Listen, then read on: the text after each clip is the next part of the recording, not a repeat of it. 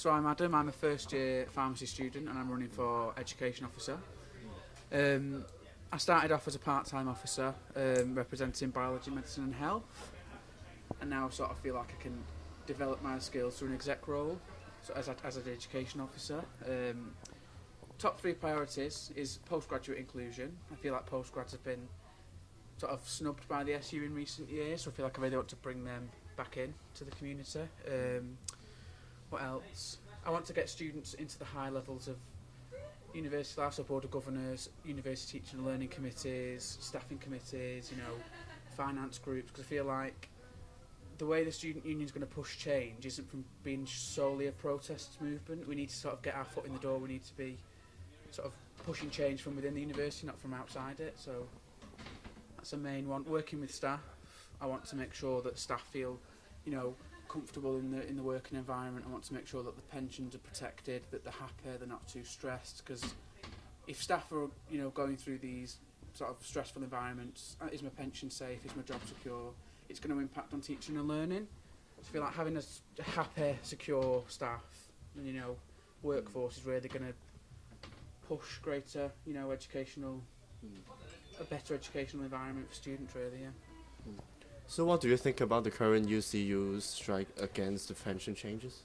I think it's extremely unfortunate that we've got ourselves to this situation. I think it could have been avoided, months ago. I feel like the response from the university has been shocking. We've had one video from the president, Nancy Rothwell, but other than that, it's sort of been. It's a difficult situation, but essentially, students are being used to sort of leverage for both sides. So the university is saying to the UCU, well, you're stopping, students' education, and then the UCU is sort of saying, well, we can't teach students if we don't have a proper pension, if we're not safe at work, if we're in a really stressful work environment. So I feel like clarity on both sides is needed, but I'm 100% behind the UCU and I support my striking lecturers. So if you're really elected to be an executive officer, what do you think you can do to improve this situation? I think that I'd push to bring both sides to the table in an internal sort of debate, not a debate, an internal sort of, compromise. So rather than have it on a national level, we can bring UCU representatives from within the university to senior management and sort of say, right, what is our Manchester University's position on this issue, rather than have it all up in the air, all being sort of discussed down in London. I think bringing them both to the table in a local environment, students involved as well. Students should be able to sit and listen to the I can't think of the word, negotiation. They can sit and listen to the negotiation, have their input, so it's not solely just, we're being kept outside of a locked room somewhere down in London where the UCU and Universities UK are, battling it out.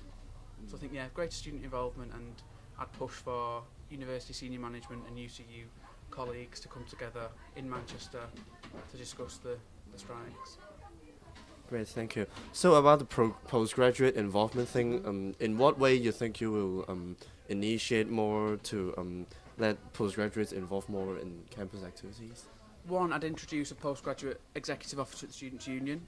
There's 12,000 postgraduates at the university and there isn't an exec officer to represent them. We do have the education officer, but the education officer has to represent 37,000 students, and it's just too difficult to sort of juggle all student problems. So if we had a dedicated officer for postgrads, they'd really be able to push postgraduate involvement in the Students' Union and the university, rather than just have one person trying to juggle 37,000 students.